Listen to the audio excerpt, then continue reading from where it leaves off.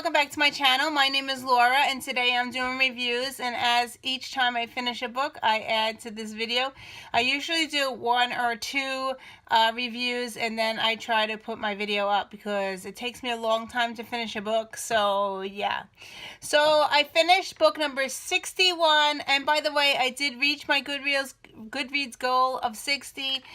So I am on book 61. I'm really happy that I reached that goal because it's been up and down with my reading this year. Last year I did read 100 and something books, but I dropped it down because I'm trying to work on this 50-50 list, which is classics, and I have a hard time reading classics. So, and also I did fit in some heavy duty tomes in there that I wanted to finish in this year, so that also drops down my reading. So anyway, the book that I finished was something I picked up for Lila-a-thon. Yes, she was having a week-long read her favorite books, so I picked one of her favorite books. It actually was on my shelf behind me. It was something that I wanted to read a long time ago from Book of the Month Club. I did own the book and I just didn't get to it, so I picked it up and I read it for the week. So the book that I finished is Behind Her Eyes by Sarah Pinborough. Yes, this is a psychological thriller, but it's not like any other psychological thrillers that I have read before. So, okay, this book is about a man and his wife, and he goes to work and there is a secretary. So there's an extra woman there. So the POVs jump back between the wife talking and the secretary talking, and then it goes back in time. So it is quite confusing. The whole beginning of the book, I would say, would be a 3-star, but then there is some kind of a twist that happens in this book that it becomes unrealistic to me. So it has like sci-fi paranormal type feel to it. So it got unrealistic to me. I was going to rate the whole book 3 stars, but I really thought that I would bring it up a point because I never read anything like that before. And the very end, there is a plot twist. You're like, what the heck did you just read? So yeah, so I'm giving it 4 stars, but the main whole story is mostly a 3-star. So it did keep me reading. I did read the whole week and I wanted to know what the heck was going to go on. I wanted to know who was the crazy one. I was thinking, oh, is she the crazy one? Is the husband crazy? Is the secretary crazy? Yeah, it was very, it was a page turner. So I did, I don't want to spoil it because I know I don't want to spoil it. So anyway, I gave it, in the end, I gave it 4 stars. So yeah, it wasn't amazing. It didn't blow me away, but yeah, 4 stars because it was very different. It did keep me reading, and I highly recommend you pick it up and read it. So yeah, because I don't want to spoil it. So anyway, as I finish each book, I will add another book to this video. I finished another book. It's one of my favorite authors. This is an author that I've read multiple books of, and I had to have her new book, so I pre-ordered it. And the book that I finished was 9 Perfect Strangers by Leah Moroney. This was not my favorite of her books. I'm giving it 4 stars.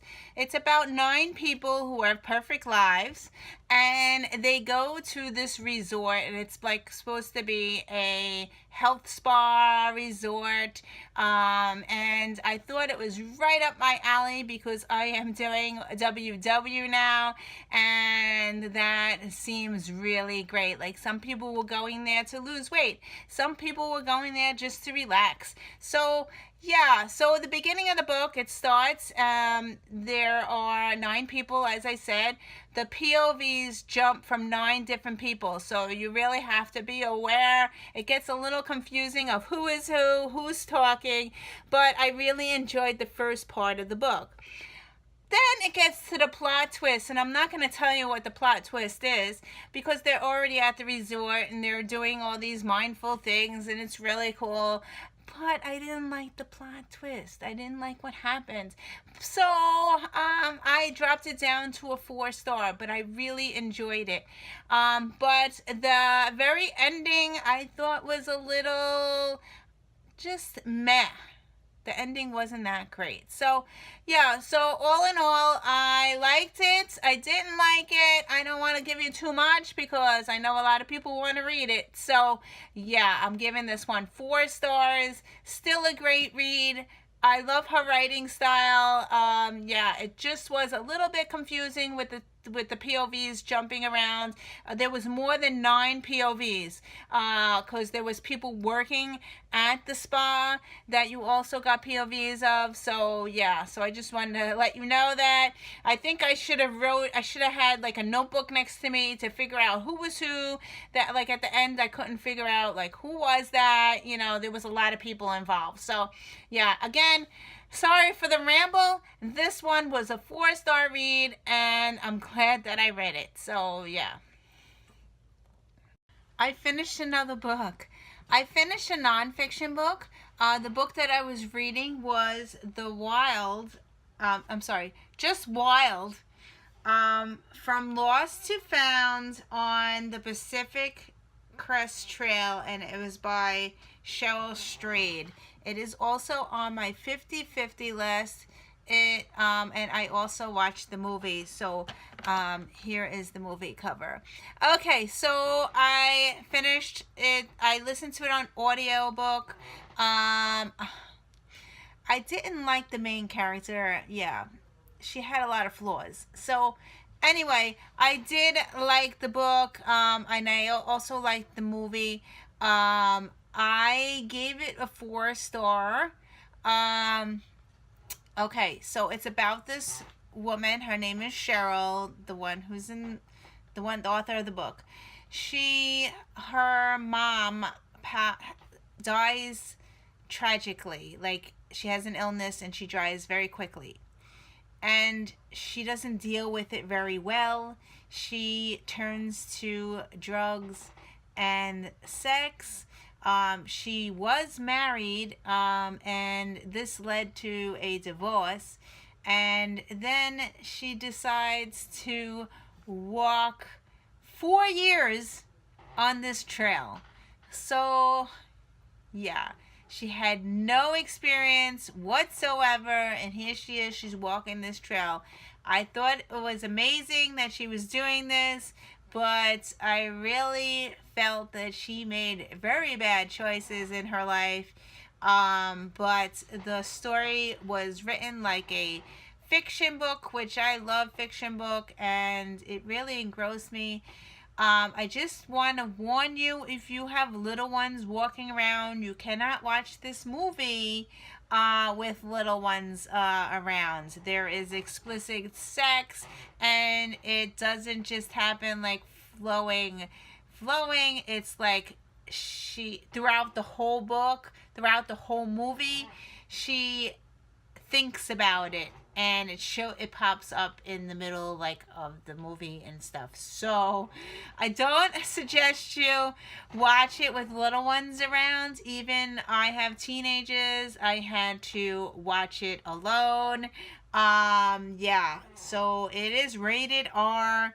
It has explicit, it even says it on here, sexual content, nudity, drug use, and language. And that's another thing I don't like is language.